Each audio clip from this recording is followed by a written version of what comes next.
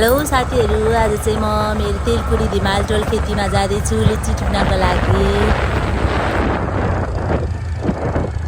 स्वागत छ मेरो ब्लगमा हजुरहरूलाई।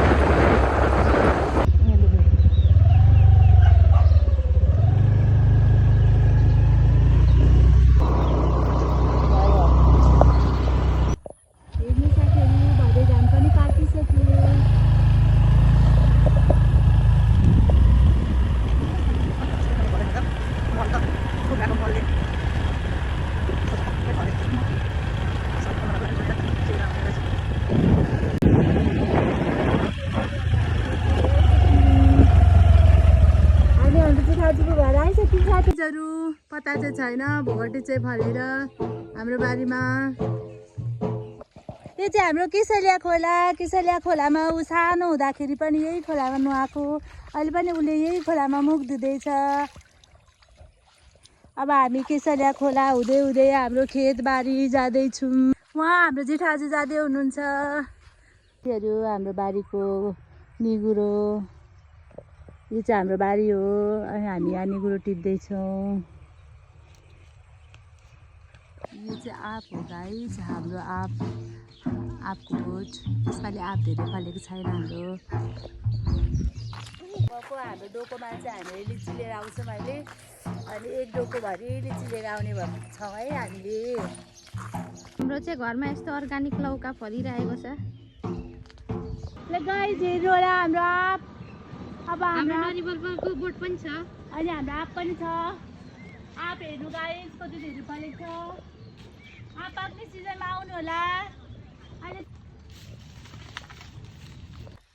अब हामी लिची टिप्ने तयारीमा छौँ यो डोकोमा।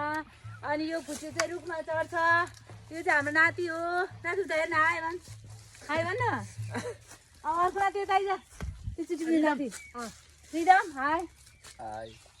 लिची टिप्न आएको। अब यिनीहरू लिची टिप्छन्, रुखमा चढ्दैछन् गाइस हेर्नु।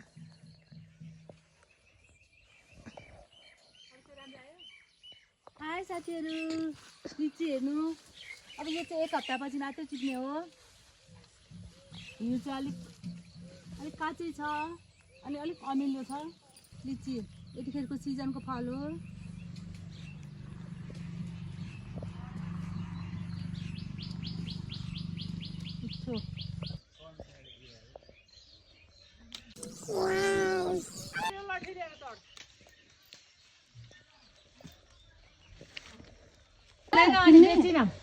किन्ने खालको मान्छे किन त अब लिचिया बोटमा आउँछ, यतिमा दारी पालेको छ। अस्ति नै लिचिया फेलामा आगो गएको के भनेको कि भात पकाएर खाएको रहेछ।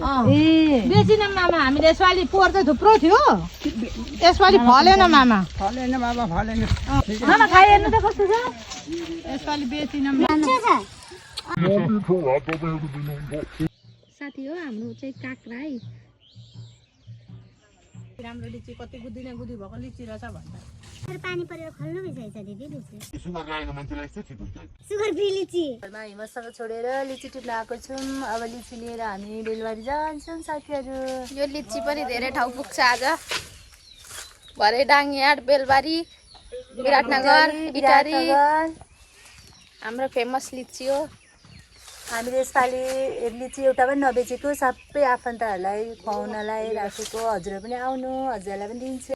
साथीहरू हाम्रो शर्मिला बुहारी लिची खाँदैछिन्। यम्मी छ लिची।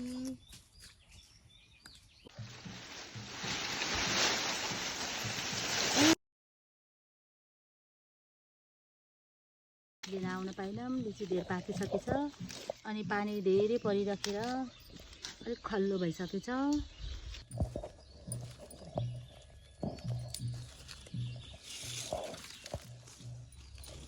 एक दुःख भइसक्यो हाम्रो लिची। हाम्रो कागतीको बोट कागती फल्दैछ अहिले कागतीको चाहिँ अलिक सिजन भएको छैन सानै छ कागती यत्रो हुँदैछ भर्खर ल भएपछि खाना आउनुहोस् हेर्न गयो भने रमिता लाग्दैन यति छ हौ यति लामो त्यसैको गर्ने